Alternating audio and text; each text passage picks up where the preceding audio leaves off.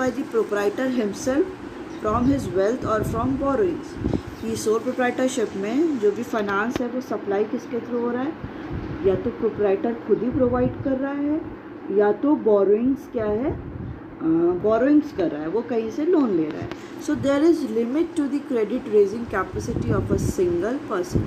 ठीक है, किसी भी सिंगल पर्सन के लिए एक क्रेडिट की लिमिट हो जाती है, क्योंकि एक इंडिविजुअल के पास इतना एनफ अमाउंट हो वो क्या है, वो क्वाइट इम्पॉसिबल है। तो there is limit to the credit raising capacity of a single person. ठीक है, कोई एक लिमिट हो जाती है किसी भी क्रेडिट को रेज करने की कैपेसिटी के लिए सिंगल पर्सन में। This reduces the scope for the business growth. ये क्या कर देता है कि जो भी बिजनेस का ग्रोथ है उसके स्कोप को, जो भी हम उसका फ्यूचर है उसके स्कोप को क्या कर देता है, रिड्यूस कर देता है। The funds are not sufficient for medium scale और द लार्ज स्केल बिजनेस। जो भी फंड है वो उतना सफिशिएंट अमाउंट में नहीं है कि हम मीडियम स्केल और लार्ज स्केल बिजनेस को कंटिन्यू कर सकें, क्योंकि एक सिंगल पर्सन का कितना ज़्यादा आपका अगर समझ लो तो कितना ज़्यादा उसके पास फंड की कैपेसिटी होगी। तो ये क्या है, ये बिज़नेस क्या है, स्मॉल स्केल पे ही ज़्यादा सही, क्योंकि लार्ज स्केल और मीडियम स्केल के लिए बहुत लार्ज अमाउंट में फंड होनी चाहिए, जो किसी भी एक इंडिविजुअल के पर्सन के लिए पॉसिबल नहीं है। Okay, next one is limited life of a business. So the survival and the continuity of the sole proprietorship firm depend upon the one person only. किसी भी सोल प्रोप्राइटरशिप का जो continuity है और सर्वाइवल है वो क्या है, किसी एक ही पर्सन पे क्या है, डिपेंडेंट है, क्योंकि एक ही पर्सन इसका क्या है, वही क्या करता है, पूरे बिजनेस को रेगुलेट करता है। So if the proprietor falls ill, ठीक है, अगर कोई प्रोप्राइटर क्या है उस इल हो गया, बीमार हो गया, बिकम इंसॉल्वेंट या इंसॉल्वेंट हो गया, मतलब इनकैपेबल हो गया कि जितने भी उसने लोन लिया था उसको वो पे नहीं कर पा रहा है, देन द बिजनेस में कम टू एन एंड। तब क्या होगा, जो बिजनेस है वो एंड हो जाएगा। Okay, now the next one is unlimited liability. So the sole proprietor is personal liable for all debt. कि जो सोल प्रोप्राइटर है वो पर्सनली क्या है, लायबल है हर एक डेट को पे करने के लिए। In case of heavy loss the proprietor will not only lose all his business asset. इस केस में अगर कोई बहुत ज़्यादा लॉस हो जाता है तो प्रोप्राइटर क्या है, not only lose all his business asset, वो अपने बिजनेस असेट को ही, जितना उसमें बिजनेस में लगाया है उसी को नहीं लॉस करेगा, but he may have to sell his personal property to pay back its debt. कि उसको क्या करना पड़ता है, अपने पर्सनल प्रॉपर्टी को भी सारा सोल्ड कर देना पड़ता है कि अगर वो डेट को उसको पे करना है। क्योंकि अगर किसी भी इंडिविजुअल का क्या है, उसको लॉस हो रहा है तो उसको सारा जो भी डेट उसने पहले का लिया है उसको पे करना है, तो वो पूरा जो भी उसने असेट लगाया था अपने बिजनेस में उसको पहले सोल्ड आउट करेगा। अगर उसके बाद उसके पूरा पे करने के बाद भी उसका पूरा लोन पे बैक नहीं हुआ, इस कंडीशन में उसको क्या करना पड़ता है, उसकी जो भी पर्सनल प्रॉपर्टी है, फॉर एग्जांपल उसकी कार है या आपका उसका कोई हाउस है, होम है, या कोई और अदर लैंड है, अगर उसने कुछ लिया, जो भी असेट है उसको पर्सनल प्रॉपर्टी को भी क्या करना पड़ता है, सोल्ड आउट कर देना पड़ता है। Okay, now the next one is limited managerial skill. So in sole proprietorship firm, all the activities are performed by the single individual। ठीक है, sole proprietorship में क्या होता है कि जो भी एक्टिविटी हो रही है वो कौन करता है, एक सिंगल इंडिविजुअल, एक इंडिविजुअली परफॉर्म करता है। A single individual can not be expert in all the field. कि कोई भी एक सिंगल जो इंडिविजुअल है वो ज़रूरी नहीं है कि वो हर एक फील्ड में क्या हो, एक्सपर्ट हो। So he may be a good sales person but not a good manager. वो क्या होता है, हो सकता है कि अच्छा सेल्स पर्सन हो जो उसको सोल्ड कर सकता है, बट वो अच्छा मैनेजर ना हो। So it is difficult to find all the skills and expertise in one person. ठीक है, ये बहुत डिफ़िकल्ट है कि सारी स्किल्स और एक्सपर्टाइज हमें एक ही पर्सन में मिले। And the sole proprietor generally can not afford to appoint specialised and expert employees. एक सोल प्रोप्राइटर क्या है, वो जनरली इतना अफोर्ड नहीं कर पाता है कि कोई एक स्पेशलाइज्ड को अपॉइंट करे और कोई भी एक्सपर्ट एम्प्लॉय को क्या करे, अपॉइंट करे, क्योंकि बहुत ज़्यादा कॉस्टली हो जाता है। So the proprietor is over burden too with too many risk. ठीक है, जो प्रोप्राइटर है वो क्या हो जाता है, ओवर बर्डनड हो जाता है बहुत सारे रिस्क के साथ, क्योंकि एक इंडिविजुअल हर एक एरिया में क्या हो, कैपेबल हो, तो ये क्या है, क्वाइट इम्पॉसिबल है। Okay, so what we have discuss in the disadvantages, the first one is limited resources, second is limited life of a business, third one is unlimited liability, and fourth one is limited managerial skill. Okay, so it is your, so that we can complete the sole proprietorship. And the next one is joint Hindu family business. So joint undivided family or the joint Hindu family. So the business carried out by the member of Hindu undivided family is known as joint Hindu family business.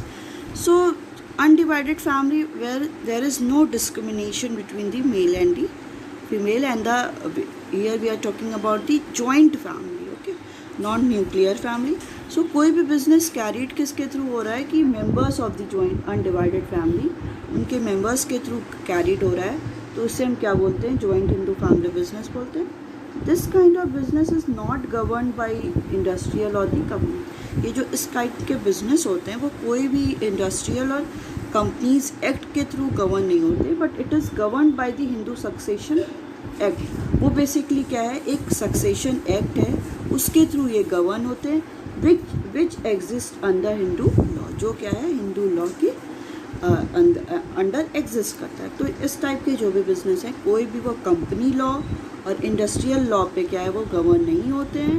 इनका एक अलग type का एक act है, एक law है, it is called the Hindu succession act which exist under Hindu law. वो Hindu law के अंडर ही क्या होता है, एग्जिस्ट करता है। Okay, so there are 2 conditions for the existence of joint Hindu family business. ठीक है, 2 कंडीशन होती है जॉइंट हिंदू फैमिली बिजनेस के लिए।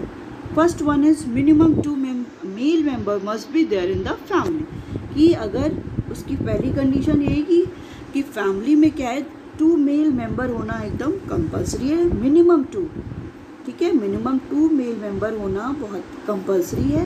And the existence of the some ancestral property, की एग्जिस्टेंस किसका होना चाहिए, कुछ पेरेंटल प्रॉपर्टी का भी एग्जिस्टेंस होना चाहिए, कि जो पुराने टाइम से पेरेंटल प्रॉपर्टी है पुरानी, वो उनका भी एग्जिस्टेंस नहीं है। तो 2 कंडीशन क्या है सबसे, कि मिनिमम 2 मेल मेंबर होने चाहिए और एग्जिस्टेंस किसका होना चाहिए, ancestral property. Okay, so the ancestral property is inherited by the male member of the Hindu undivided family. तो जो भी एंसेस्ट्रल प्रॉपर्टी होगी वो एक इनहेरिटेंस होगा, मतलब एक एज अ विरासत लेके चलेंगे कोई भी मेल मेंबर, जो उसको वो लोग एक हेरिटेज है एक अपना, उसको आगे कंटिन्यू करेंगे।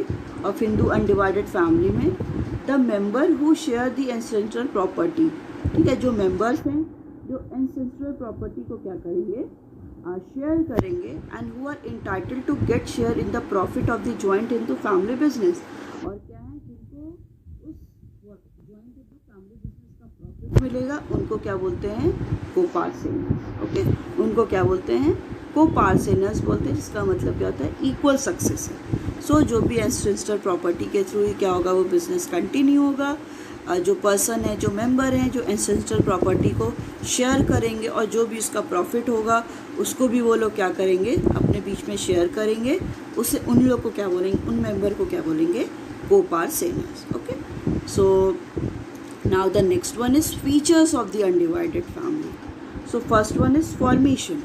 So for the formation of joint Hindu family business, there should be at least 2 member in the family. ठीक है, अगर फॉर्मेशन होना है जॉइंट हिंदू फैमिली बिजनेस का, तो फॉर्मेशन के time minimum 2 male member necessary, and the ancestral property to be inherited by them. और कोई भी एक एंसेस्ट्रल पैरेंटल प्रॉपर्टी भी होनी चाहिए।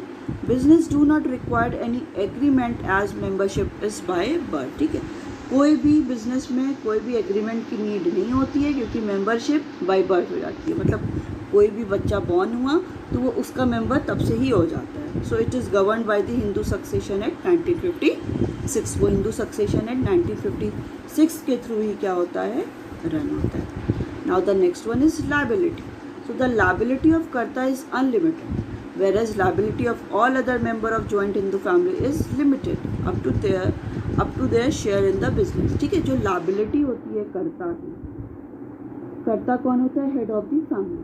तो हेड ऑफ द फैमिली उसकी लायबिलिटी क्या होती है? वो अनलिमिटेड होती है, वो चाहे जितनी भी लायबिलिटी ले सकता है। और जो अदर मेंबर होते हैं जॉइंट हिंदू फैमिली बिजनेस के, उनकी लायबिलिटी क्या होती है? लिमिटेड होती है। So the karta's liability is unlimited, so his personal assets can also be use for paying back the debt of the business. ठीक है, कर्ता की लायबिलिटी अनलिमिटेड होती है, तो उसके जो पर्सनल असेट्स हैं वो भी क्या है? वो भी यूज़ हो सकते हैं जब हमें पेइंग बैक करना है। उन्हें जब पेइंग बैक करना है लोन्स को, तो उस कंडीशन में जो भी कर्ता के क्या है, कर्ता की लायबिलिटी तो अनलिमिटेड है, तो उस कंडीशन में उसके पर्सनल असेट्स को भी क्या किया जाता है? एज अ लोन पे करने के लिए, इसको डेट को पे करने के लिए यूज़ किया जाता है। Now the next one is control. So the joint Hindu family business is managed and controlled by senior most member of the family who is called कर्ता. ठीक है, जो joint Hindu family business है वो manage और control किसके through होता है? सीनियर मोस्ट मेंबर फैमिली का, जो भी सीनियर मोस्ट है अपनी फैमिली में, उसके थ्रू क्या होता है? कंट्रोल होता है, जिसे क्या कहते हैं? कर्ता कहते हैं. Only the karta has the legal right to enter into the contract with the outsider. ठीक है, बस कर्ता की क्या है? रिस्पॉन्सिबिलिटी है कि वो आउटसाइडर्स जो हैं उनके साथ वो कॉन्ट्रैक्ट में आ सकता है, और कोई घर के जो मेंबर्स हैं वो जॉइंट हिंदू फैमिली बिजनेस के जो मेंबर हैं वो नहीं कॉन्ट्रैक्ट में आ सकते हैं. So he only takes all the decision of the business. ठीक है, तो बस वही क्या करता है? सारे बिजनेस के डिसीजंस लेता है. Other member have no right to take decision in the management of the joint Hindu family business. Other member क्या है? उनके पास कोई भी राइट नहीं है कि वो कुछ भी डिसीजन ले जॉइंट हिंदू फैमिली बिजनेस में. Now the next one is minor member. So in joint Hindu family business a child become a member bye birth. ठीक है, जॉइंट हिंदू फैमिली बिजनेस में कोई भी चाइल्ड क्या है? जैसे ही वो बॉर्न होता है वो वैसे ही उसका मेंबर बन जाता है. Only so there is no restriction for a minor to become a member of business. तो उसमें कोई भी ऐसा रिस्ट्रिक्शन नहीं है कि माइनर क्या है? वो माइनर मेंबर किसी भी जॉइंट हिंदू फैमिली बिजनेस का मेंबर नहीं बन सकता है.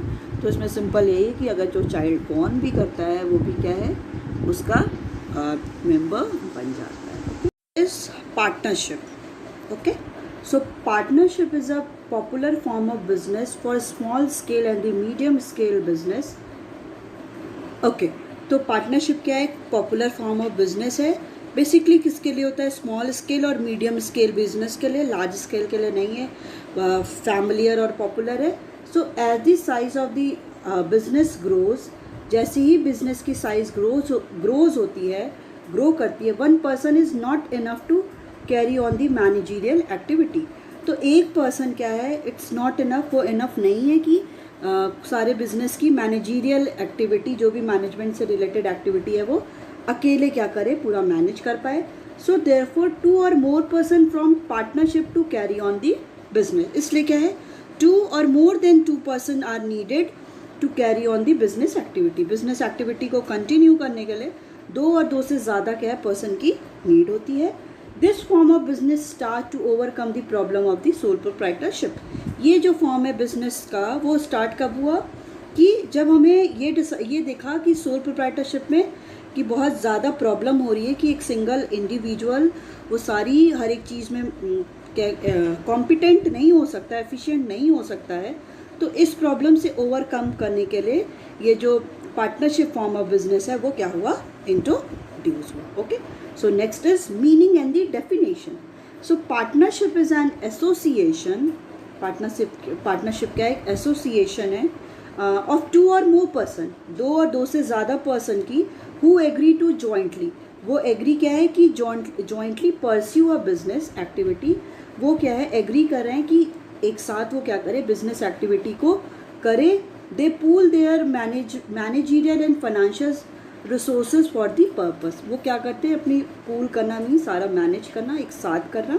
तो वो क्या करते हैं? सारी मैनेजरियल एक्टिविटी और फाइनेंशियल रिसोर्सेज को सारा क्या है? पूल करते, एक साथ करते हैं फॉर दिस पर्पस, इस पर्पस के लिए. Okay, now the next is definition of the partnership by the different authors. Different authors ने क्या किया है, डिफरेंट डेफिनेशंस को दिया है. Okay, so first one is it is given by the Indian partnership act 1932. So partnership is the relation between the two और more person. Partnership क्या होता है, रिलेशन होता है किसके बीच में, दो और दो से ज़्यादा पर्सन, टू और more than two person who have agreed to share the profit. वो क्या है, वो एग्री होते हैं अपने प्रॉफिट को शेयर करने के लिए ऑफ द बिजनेस. जो भी बिजनेस में प्रॉफिट हो रहा है उसको शेयर करने के लिए वो एग्री होते हैं. कैरीड ऑन बाय ऑल और any of them acting for all. Carried क्या होता है, ये कैरीड जितने भी पर्सन है वो क्या करते हैं, वो सारे कैरी करते हैं, और any of them acting for all, और कोई एक पर्सन क्या है और पर्सन के लिए क्या करता है, एक्टिविटी करता है. Now the next one is given by the L.H. Henne. So partnership may be defined as the relation between the person who are agree to carry on a business in common with a view to private gain. ठीक है, partnership क्या होता है, एक relation होता है किसके बीच में, पर्सन्स के बीच में रिलेशन होता है. Who agree to carry on a business, वो क्या होते हैं, वो एग्री होते हैं डिफरेंट अपने बिजनेस एक्टिविटी को करने के लिए in common with a view to private gain. कि प्राइवेट गेन को अर्न करने के लिए डिफरेंट नंबर ऑफ पर्सन क्या होते हैं, एग्री करते हैं बिजनेस एक्टिविटी को कंटिन्यू करने के. Next is given by the Kimball. So a partnership form is a group of man who have joint capital. ठीक है, पार्टनरशिप फॉर्म क्या है, ग्रुप ऑफ मैन है, डिफरेंट मैन का ग्रुप है जो क्या है, वो ज्वाइन हुए हैं. जॉइंट कैपिटल, उन्होंने जितना कैपिटल है जो भी अलग अलग पर्सन इन्वेस्ट करते हैं वो सारे एक साथ उन्होंने मर्ज किया है. और the services for prosecuting of some enterprises, और सम इंटरप्राइजेस के लिए वो क्या है, अपना इन्वेस्टमेंट कर रहे हैं, एज वेल एज सारी मैनेजमेंट एक्टिविटीज़ भी वो कर रहे हैं. Next is given by the William R Spriegel. So partnership has two और मोर मेंबर. पार्टनरशिप में क्या होता है, दो और दो से ज़्यादा मेंबर होते हैं. Each of whom is responsible for the partnership. उसमें से एवरी इंडिविजुअल और every partner is responsible for the partnership. हर एक पर्सन क्या है, वो रिस्पॉन्सिबल है पार्टनरशिप के लिए. ईच ऑफ द पार्टनर्स में bind the others for debt of the partnership. तो जितने भी पार्टनर है, ईच ऑफ देम पार्टनर में भी बाइंड, वो सारे एक साथ बाइंड होते हैं. अदर के साथ, एक दूसरे के साथ क्या है, वो बाइंड है, इंटर रिलेटेड है. For debt of the partnership, की पार्टनरशिप में जो भी डेट होता है तो उसके लिए सारे रिस्पॉन्सिबल. ऐसा नहीं है कि कोई एक individual is responsible for all the debt. तो जितने भी नंबर ऑफ पर्सन है, they all are the responsible for this. Okay okay, now the next one is features of the partnership. what are the different features of the partnership. partnership के features क्या हैं. so the feature of the partnership form are explained below. नीचे हैं, सारे explain है. First one is formation, कि इनका formation कैसे होता है, ये कैसे बनता है. So the partnership form of business is governed by the Indian partnership act 1932.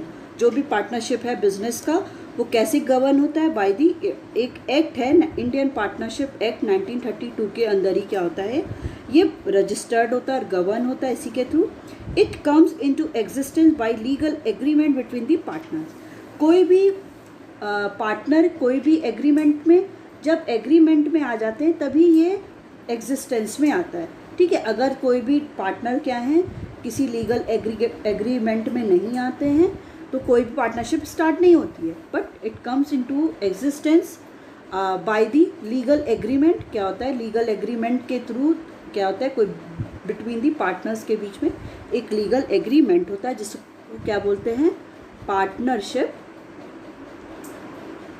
Partnership deed बोलते हैं उसको. ठीक है, इसकी जो नंबर ऑफ पर्सन है, number of different number of partners है, जब वो एग्रीमेंट में आते हैं, लीगल एग्रीमेंट में, under the Indian partnership act 1932. Okay, so in this agreement the term and condition of the partners, the ratio of sharing of profit and losses are the specified. इस जो agreement होता है partnership deed, जो जिससे वो legal agreement के through आते हैं, एग्जिस्टेंस होता है, तो इस एग्रीमेंट में क्या होता है कि टर्म्स एंड कंडीशंस दिए रहते हैं पार्टनर्स के. पार्टनर्स को कौन से ऐसे टर्म्स एंड कंडीशंस है उसको फॉलो करना है. The ratio of sharing of profit कि किस रेशियो में उनको प्रॉफिट को शेयर करना है एंड द लॉसेस, कि अगर उन लोगों को कितना 60-40 के रेशियो में शेयर करना है या 50-50 के रेशियो में करना है या 70 और 30 के रेशियो में करना है, कि जितना ये सब क्या होता है ये ऑलरेडी प्रीवियसली ये एग्रीमेंट में डिसाइड हो जाता है। ऐसा नहीं है कि बाद में ये डिसाइड होता है कि जब प्रॉफिट हो गया जब लॉस हो गया, ये शुरू में ही डिसाइड हो जाता है कि इतना प्रॉफिट होगा तो ये लोग इस रेशियो में लेंगे, 50-50 में लेंगे या 70-30 में लेंगे या 60-40 में लेंगे, और अगर लॉस होगा तो इतने जो नंबर ऑफ पर्सन है वो इस रेशियो में ही क्या करेंगे, डिवाइड करेंगे। So the partners must enter into an agreement for carrying a lawful business. ठीक है, पार्टनर को क्या है, एक एग्रीमेंट में आना पड़ता है for carrying a lawful business. उस बिजनेस को अच्छे से प्रॉपरली कंटिन्यू करने के लिए उन्हें एक एग्रीमेंट में आना पड़ता है। Run with the motive of earning profit, ये जो बिजनेस है वो रन क्यों हो रहा है, basically for the earning profit, उन्हें प्रॉफिट अर्न करना है। So if the two people join together for the charitable purpose it is not the partnership.